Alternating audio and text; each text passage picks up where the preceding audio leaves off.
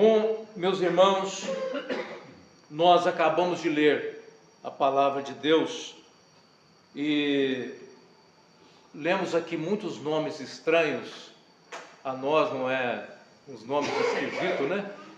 Mas o que importa para nós aqui, meus irmãos, é aquilo que Deus quer falar ao nosso coração através desse texto que nós acabamos de ler.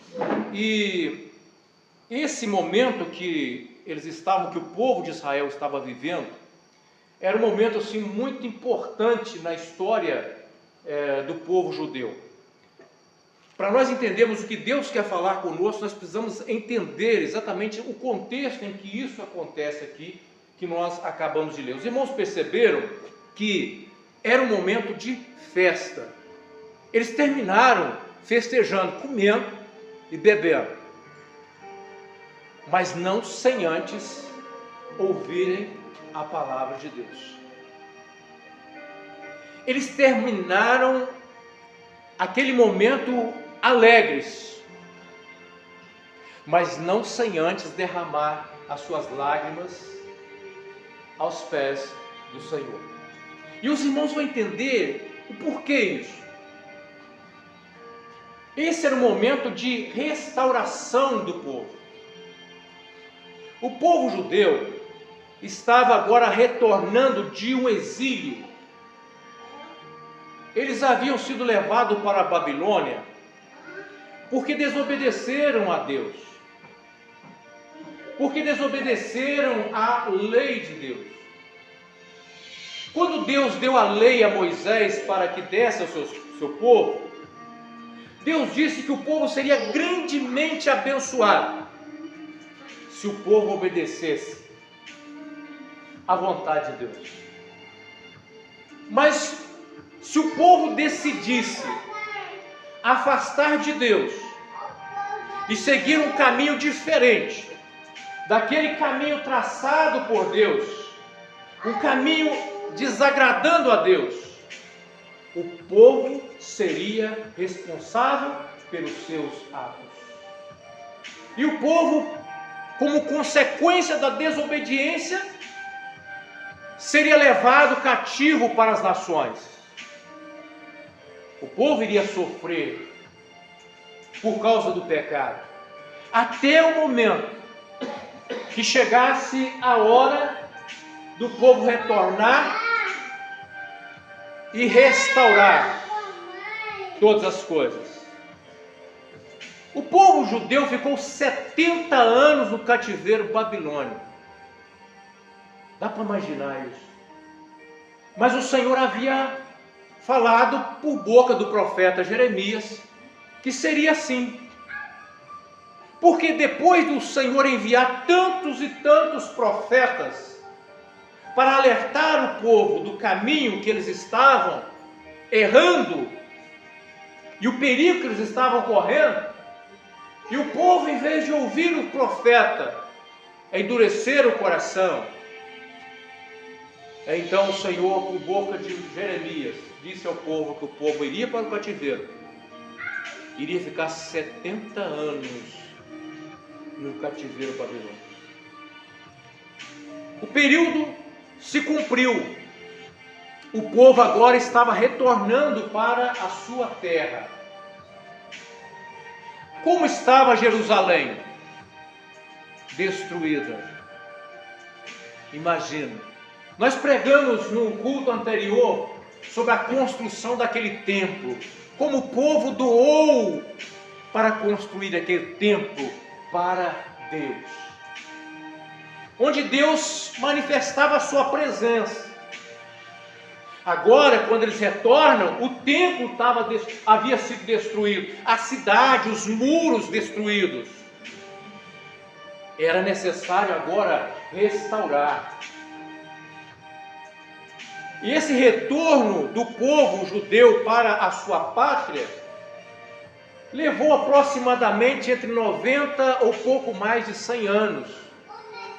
Foram 3 levas de povos que foram retornando para a sua pátria. Primeiro com Zorobabel, o sumo sacerdote.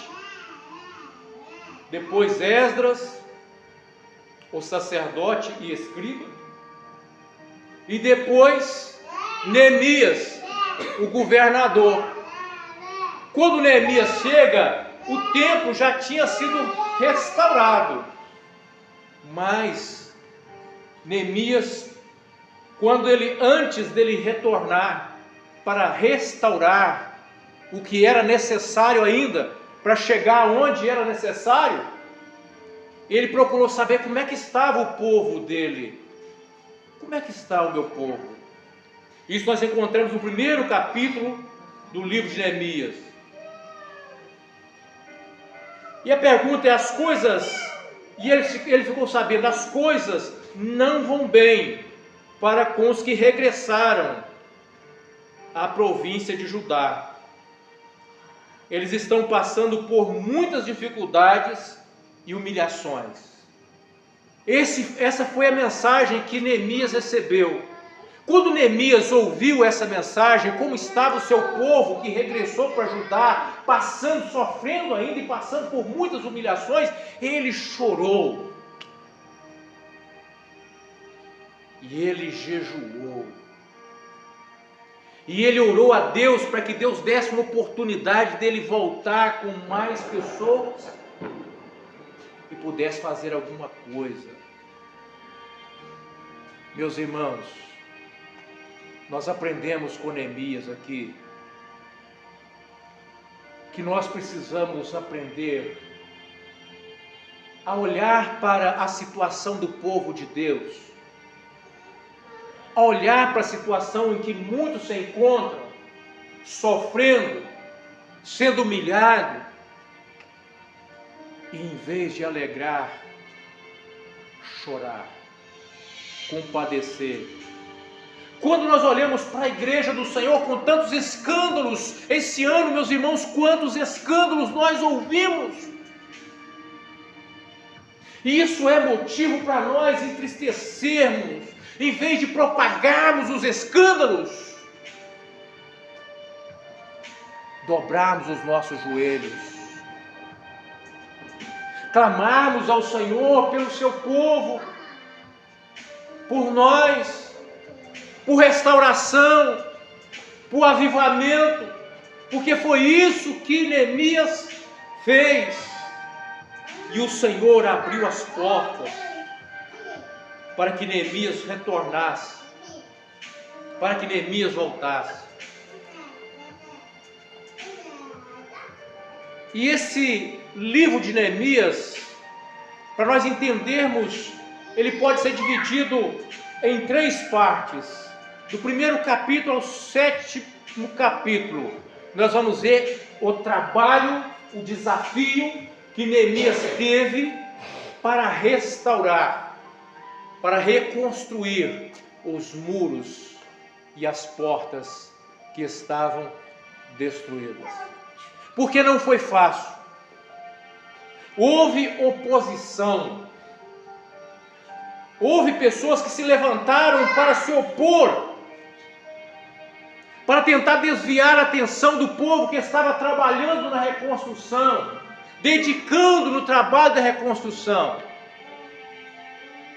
E a resposta de Neemias para esse povo é o lema do ano que nós vamos iniciar, que está exatamente no capítulo 3 e no versículo 6.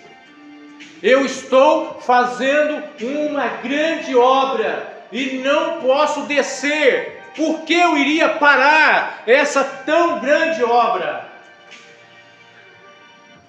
E ele não parou. Era uma estratégia do inimigo para desviar a atenção, para impedir, para paralisar a obra. Por um momento houve esses ataques, mas não era só isso.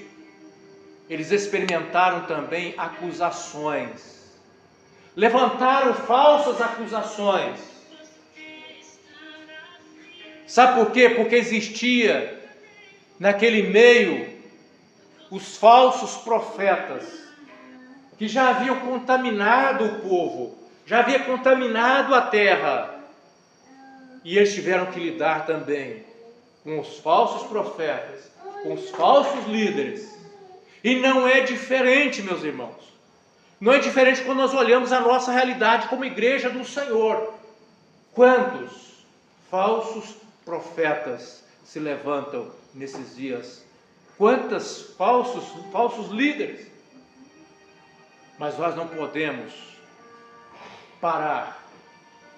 Se nós entendermos que ainda é tempo de restauração. E esse é o tema da mensagem para nós essa noite. Ainda é tempo de restauração. Estamos chegando ao final desse ano. E é possível que alguém durante esse ano pode estar chegando dizendo assim: olha, eu não consegui ser liberto. Eu desejei ser liberto esse ano, mas eu não consegui ser liberto. Eu não experimentei a transformação que eu almejava durante esse ano. Mas eu quero dizer para você que chegou nessas condições, ainda é tempo de restauração. O Senhor está aqui. O Senhor que restaura, aquele que opera, aquele que faz acontecer o impossível tornar possível na vida daquele que dobra o joelho diante dele e busca por ajuda. Aliás, o nome Esdras significa ajuda. E o nome Neemias, o Senhor consola. Podemos terminar esse ano aqui dizendo: o Senhor nos ajuda. E o Senhor nos ajudou a chegar até aqui. E se chegamos com tristeza, podemos esperar: o Senhor é aquele que nos consola. Não sei o que nós vamos enfrentar no ano que vai iniciar, meus irmãos, mas sabemos de uma coisa: nós temos que colocar no nosso coração: haverá oposição, haverá uma tentativa de nos parar, mas se nós quisermos viver aquilo que Deus tem para nós, nós precisamos avançar e dedicar em servir ao Senhor. E a nossa resposta àquele que tentar nos parar: eu estou realizando uma grande obra e não posso pará-la. Não posso pará-la. E eles restauraram os muros. A última coisa que foi feita foi a restauração, coisa física, foi a restauração do muro, porque o templo já tinha sido restaurado.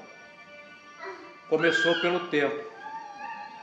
Isso nos ensina que primeiro Deus começa a restaurar no interior, para depois restaurar o exterior. Há uma operação que primeiro acontece no interior nosso, para depois começar a mudar e evidenciar no exterior, quando Deus começa a restaurar. Nós vemos isso acontecer na vida daquele que experimenta o agir de Deus, na vida de uma comunidade. Na vida de uma comunidade, o Senhor faz assim: primeiro o Senhor restaura o interior, depois as outras coisas vão sendo ajustadas. É assim. Terminaram de reconstruir o muro. O povo estava ali agora, como nós lemos, com um só propósito. O povo reuniu com um só propósito. E eu pergunto aos irmãos: qual é o propósito nós estamos reunidos aqui hoje? Eu não sei quanto a você, se o propósito é comer o salgadinho que vai vir depois. O povo comeu depois, mas não era esse o propósito. O povo reuniu de frente daquela praça, na praça de frente, da porta das águas, com o propósito de ouvir a lei de Deus e obedecer. Será que nós podemos sair daqui dessa noite com esse propósito no nosso coração de ouvir a palavra de Deus e obedecer? Esse é o propósito, um só propósito: ouvir a palavra de Deus, a lei. E o que acontece? Neemias mandou fazer um púlpito. Primeira vez que aparece um púlpito na história. E ele se colocou assim como eu estou aqui, diante do povo. E ele começou então a ler o livro da lei para o povo. E não somente ele, mas os demais sacerdotes, os levitas que ali estavam, também participavam na leitura. Sabe quanto tempo demorou? Hoje nós atrasamos um pouquinho, nós estamos fazendo de tudo aqui para virar o ano de joelho, correndo um pouquinho, né? Mas sabe quanto tempo demorou esse episódio aqui? Demorou 6 horas. Tem gente, se o culto demorar 1 hora, já reclama. Tem gente que, se o culto demorar 1h30, nem se fala. Não é verdade? Mas esse povo aqui ficou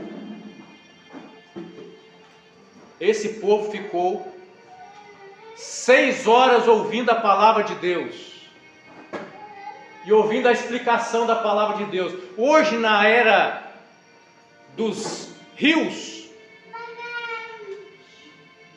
o povo não quer ouvir só as migalhinhas, só se for rios. Ele já olha assim 1 minuto assim, mas esse vídeo é muito grande, eu não vou ouvir não. Mas esse povo aqui, a sede era muita pela palavra de Deus. Ficaram 6 horas ouvindo a palavra e a explicação da palavra de Deus. E sabe qual foi o resultado? Porque, imagina uma coisa, o povo foi para a Babilônia. Lá eles aprenderam outra língua, começaram a falar o aramaico. Muitos já não conheciam, já não tinham mais familiaridade com o hebraico. Pegaram a lei no hebraico e eles tinham que ler, explicar no aramaico, explicar o significado, ler, para que o povo pudesse entender. Era necessário que o povo entendesse. Eles liam e explicavam cada parte. Olha como que isso é importante. Ler e explicar cada parte. Há muitos lugares que já não se faz isso. Alguns lugares pega apenas um versículo, um temazinho e tal, e traz a mensagem, mas a explicação do texto bíblico, parte por parte, para que o povo possa compreender as Escrituras, já afastou de muitos púlpitos, e isso é um prejuízo para a igreja. E o povo ouviu a explicação parte por parte. E aquilo ali resultou em algo extraordinário. A leitura e a explicação resultou num choro. E não foi choro de emoção não, porque hoje muitos querem pregar, massagear o ego, arrumar uma forma de fazer o povo chorar um pouquinho, tocar as emoções. Mas a lei de Deus explicada, sabe o que a lei de Deus fez com esse povo e por que eles choraram? Porque a lei de Deus aponta para nós quem é o culpado do nosso fracasso. Quando a lei de Deus é lida e compreendida, sabe o papel da lei? É confrontar o meu pecado, a minha vida, e dizer para mim quem é o responsável pelo meu fracasso sou eu. As pessoas muitas vezes querem transferir a culpa dos seus fracassos. Se nós chegamos no final desse ano e talvez vivendo ainda alguns fracassos, não culpe a ninguém. Nós somos os verdadeiros culpados pelos nossos fracassos. E quando o povo possivelmente ouviram a lei lida principalmente em Deuteronômio 28, que falava exatamente da liberdade do povo escolher entre a vida e a morte, entre a bênção e a maldição, e eles escolheram a maldição porque eles escolheram a maldição. Agora eles estavam para viver a bênção. Mas para eles viver a bênção, eles precisaram de uma coisa. Depois de entender isso, que eles eram o verdadeiro culpado por tudo, eles choraram. Eles choraram. Eles se arrependeram. Eles caíram de joelho. E caíram de joelho arrependido, confessando ao Senhor os seus pecados.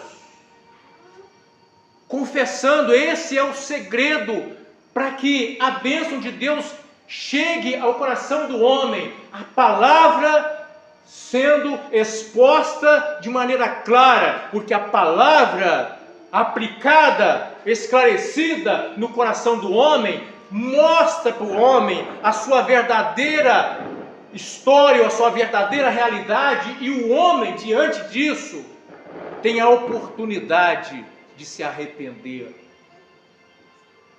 e de desejar uma restauração.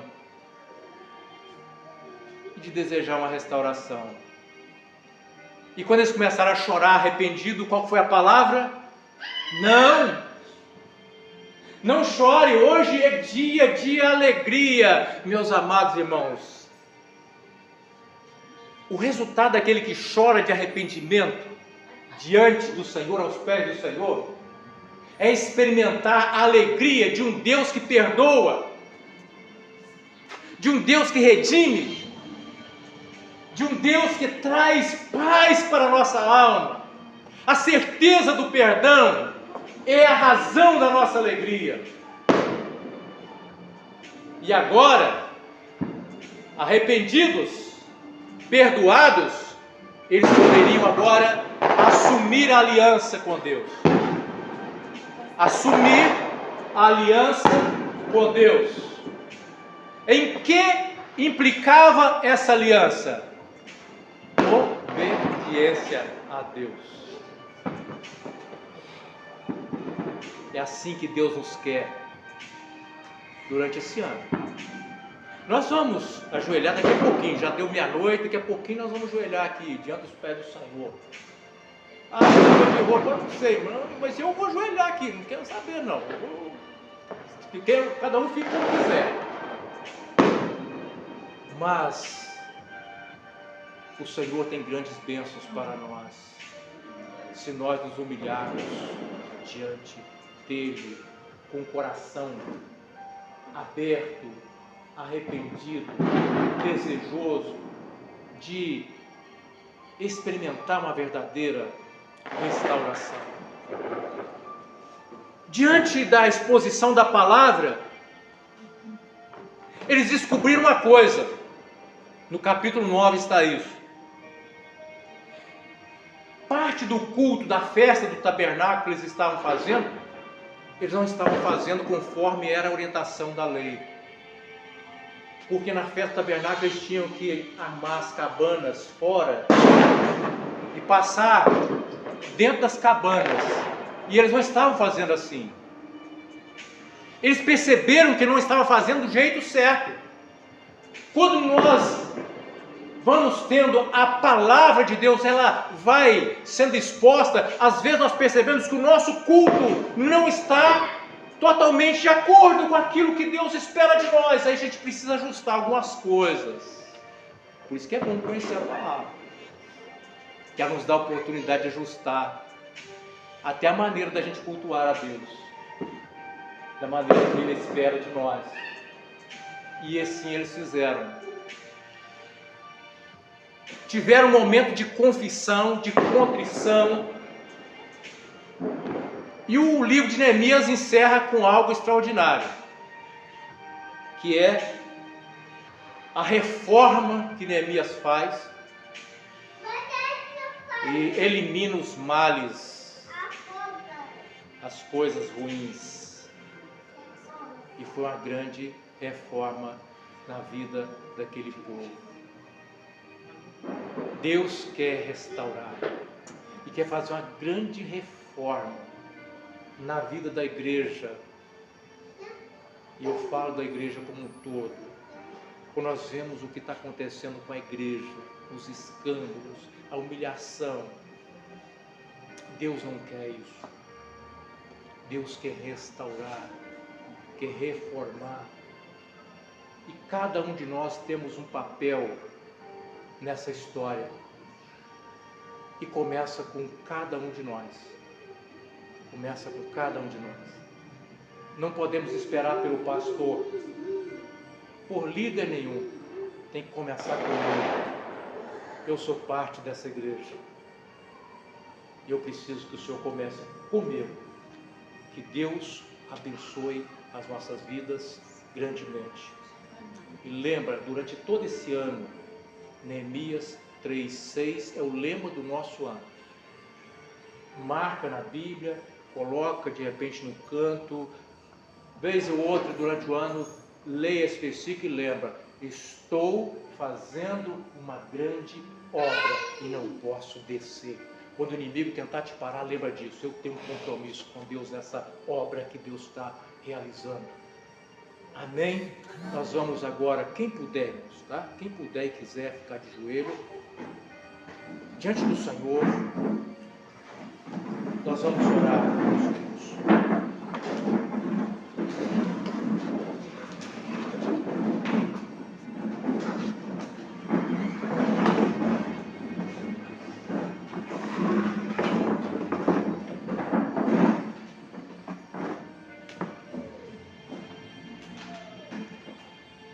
Aleluia.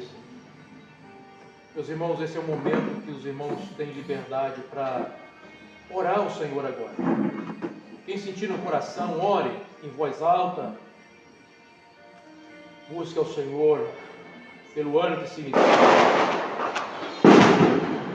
Glória a Deus.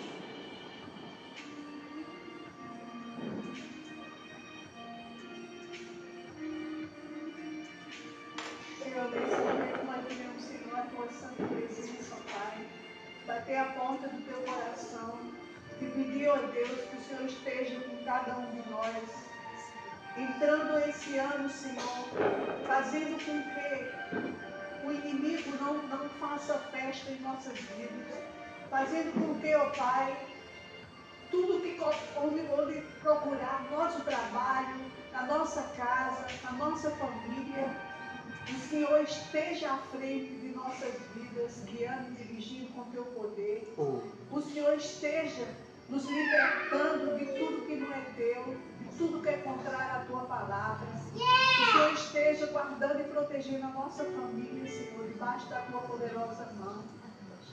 Pai, nós colocamos o Senhor à frente de nossas vidas, à frente dos nossos problemas, à frente das nossas dificuldades que enfrentamos no dia a dia. O Senhor é o nosso grande eu sou, o Senhor do impossível. O impossível não te pertence, Senhor. Meu Deus. E nós queremos te agradecer, Senhor, e te pedir a tua luz, a tua mão poderosa, a entrar conosco, Senhor, esse ano de 2025. Sustentando, segurando a mão de cada um de nós, nos dirigindo, nos moldando, nos ensinando, nos proporcionando a ser pessoas melhores, Senhor. Nós queremos Nos ser ajuda, pessoas Senhor, melhores. nos ajuda. Nos ajuda. Manda poder do alto do teu trono sobre nossas vidas, sobre nossas casas, sobre nosso trabalho. Nos livra do ataque do adversário. Tem misericórdia de nossas vidas, ó Deus. Livra-nos do olhar do inimigo. Que ele não tem olhar para servo teu, Senhor. Guarda-nos debaixo da tua poderosa mão. Esse é o clamor que eu faço, Senhor. Já te agradecendo por tudo, porque eu sei em quem nós confiamos. Aliás, nós sabemos em quem confiamos. O Senhor esteja à frente de nossas vidas. O Senhor esteja nos moldando, nos ensinando. E nós já te agradecemos por tudo, ó Pai, em nome de Jesus. Amém. Querido Deus, meu Pai, Senhor, nós, como igreja do Senhor, diante de Ti, vendo, Senhor, tantas coisas acontecendo no meio da Tua igreja, tantas humilhações, tantos escândalos. Senhor, nós oramos para que o Senhor socorra a Tua igreja, para que o Senhor, meu Deus, venha restaurar o Teu povo, para que o Senhor, meu Deus, venha reformar, Senhor, a igreja, Senhor Deus, aqui no Brasil, principalmente, onde nós temos tido mais acesso a tantas coisas. Senhor, que nós não venhamos nos conformar, Senhor, com a realidade, Senhor, triste. Nós sabemos, Senhor, que o Senhor pode fazer coisas grandes acontecer. É verdade. Sabemos, ó Deus, que o Senhor pode trazer avivamento sobre a Tua igreja. Oh, Senhor amado, contempla, Senhor, o Teu povo que se curva diante do Senhor nesse momento, Senhor, de virada de ano. Quantos servos do Senhor estão ajoelhados? Quantas igrejas reunidas? Ah, Senhor, que o Senhor possa olhar com misericórdia, que o Senhor possa despertar os corações para um momento de compromisso, que todo o povo possa estar dispostos a ouvir e obedecer à Tua vontade, para experimentarmos, ó Deus, um verdadeiro avivamento nas nossas vidas. Ah, Senhor amado, em especial, meu Deus, essa comunidade pequena, Senhor, aqui, iniciando, Senhor, com tantos desafios, limitações. Nós precisamos do Senhor nos ajudando, como comunidade, para vivermos aquilo que o Senhor espera de nós. Desperta, Senhor, os corações de cada vida que faz parte. Ah, Senhor, traga mais vidas para somar conosco, Senhor, num propósito de uma comunidade comprometida com a Tua palavra, Senhor, com a Tua vontade nessa cidade. De uma comunidade, Senhor, disposta a ser luz do mundo e sal da terra, como o Senhor espera de nós. Senhor, como pastor, que o Senhor coloca à frente dessa comunidade, eu preciso de Ti. Eu reconheço, Senhor, as minhas falhas. Eu reconheço, Senhor, as minhas limitações. Eu preciso do Senhor. Me ajuda, Senhor. Me ajuda a poder ajudar esses irmãos e essa comunidade. Que o ano de 2025 seja um ano marcado de prosperidade para as nossas vidas. Para que o Teu nome seja glorificado, Senhor. Assim oramos, em nome de Jesus. Quem mais desejar orar, tem liberdade. Ore ao Senhor. Aleluia. Esse é o momento. Quem quiser sentar, senta. Quem quiser ficar em pé, fica. Não importa. Fale com Deus agora.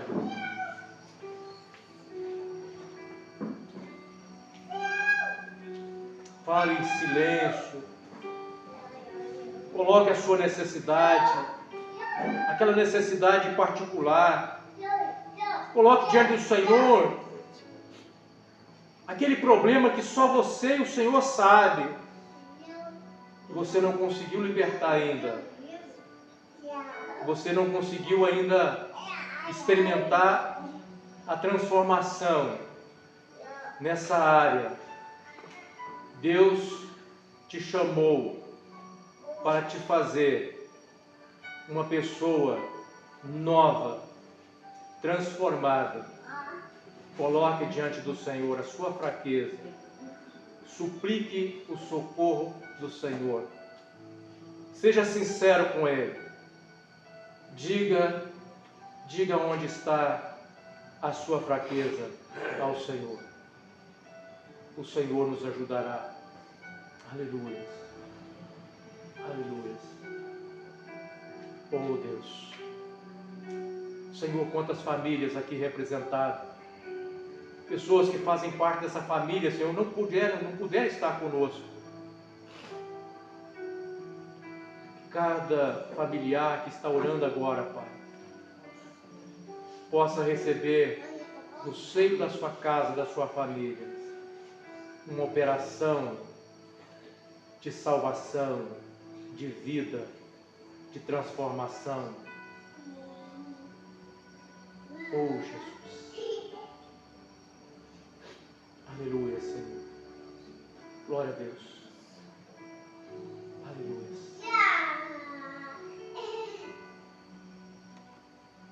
Vamos colocar de pé, irmãos. Nós vamos ouvir a nossa irmã, que tem um louvor para ofertar a Deus. E eu creio que Deus ainda vai falar o nosso coração.